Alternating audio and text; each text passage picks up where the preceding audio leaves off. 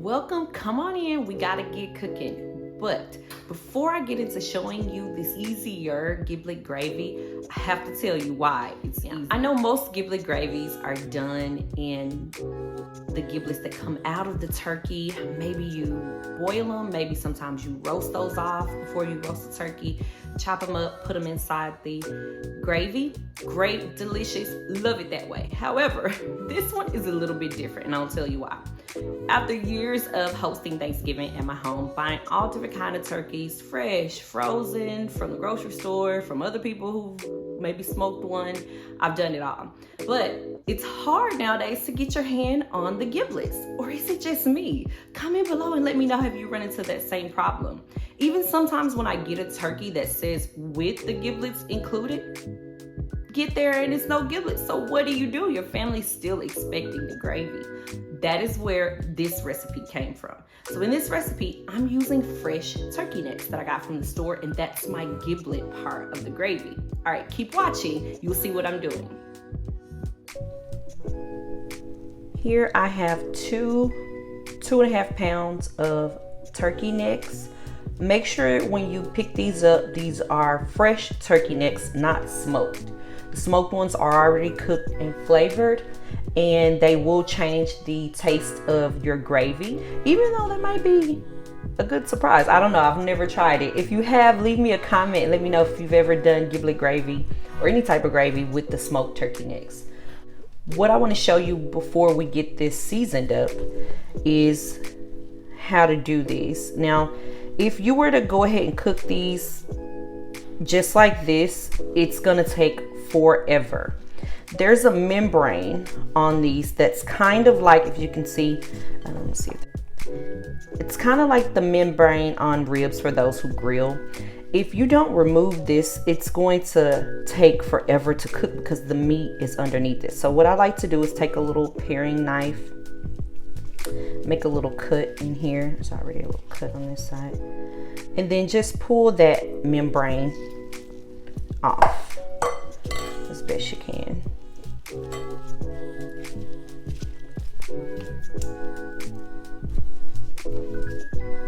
Pull that off to the side. Like I said, this was one of those lessons that was hard learned. My dad always says, bought lesson is a taught lesson. And then when I first tried to cook it this way, it took like, I'm telling you, 2 hours. And I'm like, what happened? What's wrong? And when it finally finished cooking, I could see that membrane was still kind of shriveled up around the meat. And that's when it dawned on me, okay, that was preventing my meat from cooking during my cooking method. So learn from my mistakes, but that's why I'm here, to help teach you so you won't have to make those same mistakes in the kitchen.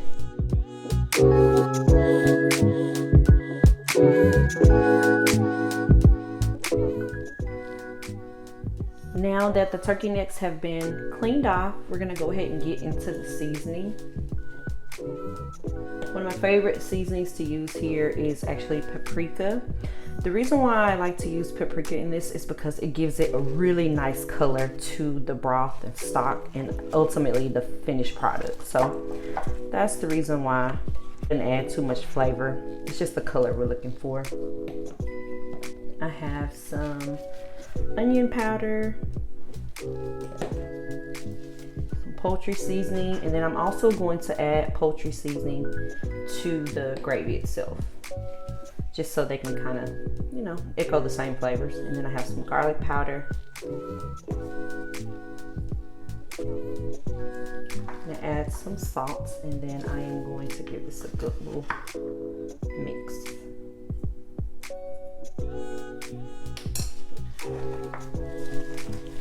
Want all of those flavors all throughout our meat. Cooking is really about adding layers of flavors together to kind of melt into one another. The next step is just browning these in a pan.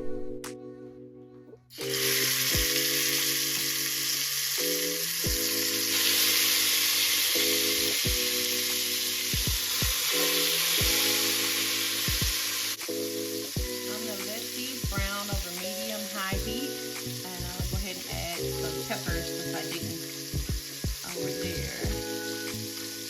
So I'm just gonna let these go a couple minutes on each side. I got one more piece over here that I will get going, and then I will add all of the ingredients for the broth that we're making out of this. Okay, I'm gonna go ahead and pull these out, and then next up will be the broth. I'm gonna try to scrape as much of the bottom, that flavor at the bottom as I can.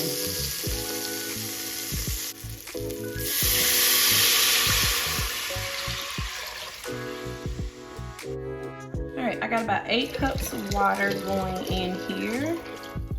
And I'm going to bring this up to a boil while I try to scrape up some of the yummy bits here at the bottom. And can you see the color of this already? It's going to change, but I do want this darker, like I said, almost amber color, because it's going to help give us the rich color in our final product of the gravy. All right, I'm still gonna let this come up to a boil, and then I'm gonna go ahead and add all of the rest of the seasoning ingredients. Up to a boil here, I'm gonna add the rest of the ingredients. I have a couple of bay leaves here. I have some sage, thyme, and rosemary from my garden. Have it cleaned up. I'm just gonna throw it in. It's okay, it doesn't matter how it is here because it's going to get strained out. Okay, got some celery, a couple carrot. Actually, it's one large carrot that I put in half. And then it's 1 quartered onion here. I got a couple of cloves of garlic.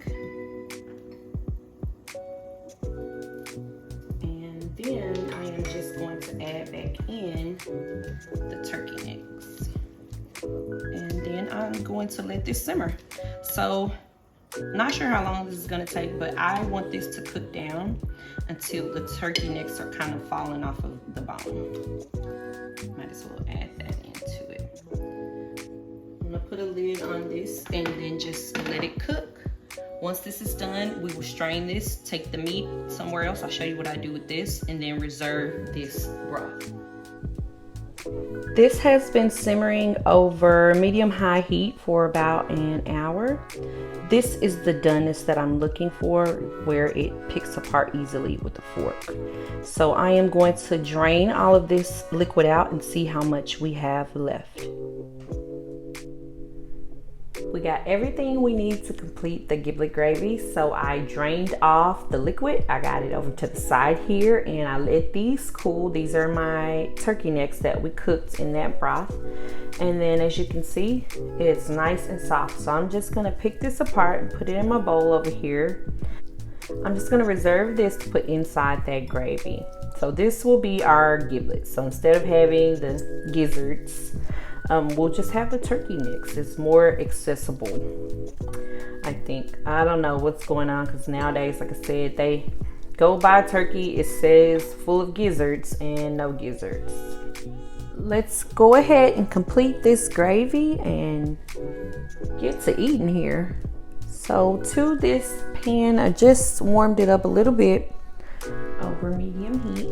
I'm gonna add in my butter. All of the measurements and ingredients will be listed below. I'm gonna let this melt a little bit. And then I'm gonna go ahead and add my flour in. Now this was a tough one when I first started cooking, is trying to do gravy. And so when I started, I started using the gravy flour, which is super fine so it doesn't clump. But I'll show you. Really, it really is simple. The trick to gravy is just to keep stirring once you get your liquid in. So basically right here, we're making a light roux once my buttermilk. All right, so I got my flour and butter here. I'm gonna go ahead and add my liquid. I'll let you know exactly how much that broth equaled up to in the description box.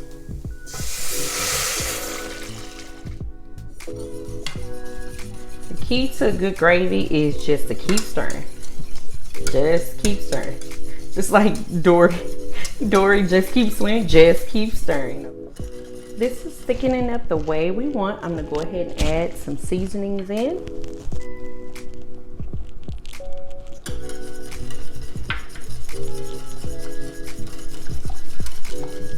Oh yeah, this is it. It's done here. Now I'm just gonna pour in, turn my fire off, my cream of soup here. Now this is optional. You could totally leave it at this and it'd be delicious. And the cream of soup really doesn't matter either. To me, they all pretty much taste the same. So, all right. That turkey neck meat that we reserved earlier, it is going in. We always had the giblets in our gravy, and honestly, people who may not like the giblet gravy, they could totally eat it this way. It doesn't have that that taste sometimes that the other parts of the gizzard have. It just really tastes like softer dark meat. And then this one is optional, but we've always had it in our gravy, so I would be upset again if I didn't see it, and that is some chopped egg up here. I'm gonna go ahead and get this on into my gravy container, and it is Thanksgiving time.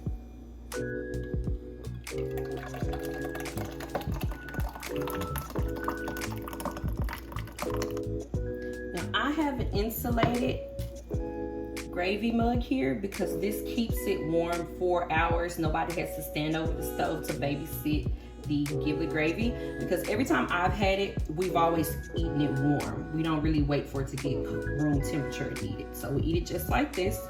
And it's not only good over dressing, of course, but it's also good over the turkey, over mashed potatoes. This is it. Put your bread in it, your hot water cornbread, a biscuit, you're good to go.